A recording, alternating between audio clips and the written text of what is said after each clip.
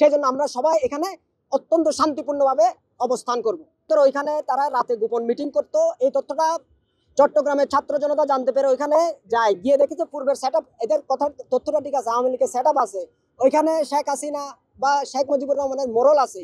এই শেখ হাসিনা শেখ মুজিবুর রহমানের মোড়লগুলো অক্ষত থাকে এবং পুনরস্থাপন থাকা অবস্থায় এক্সট্রিম মশার কয়েল প্ল্যান্ট ফাইবার দিয়ে তৈরি, ডেঙ্গু চিকুনগুনিয়া বাহি সহ যে কোনো মশার বিরুদ্ধে দেয় এক্সট্রিম সুরক্ষা।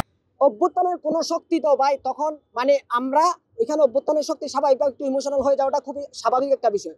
এখন আপনাদেরকে বুঝতে হবে এখানে কোনো দায়িত্বশীল কোনো ব্যক্তি দায়িত্বহীন কোনো আচরণ করে। আমরা সাথে সাথে খবর পাওয়ার পরে আমরা ওখানে গিয়েছি এবং যাওয়ার পরে আমরা আমাদের এখানে ছাত্র জনতাকে বলে দিয়েছি এখানে ফ্যাসিবাদী কোনো শক্তি আর কোনোভাবে এখানে যাতে অবস্থান না নিতে পারে, সেই জন্য আমরা সবাই এখানে অত্যন্ত শান্তিপূর্ণভাবে অবস্থান করব।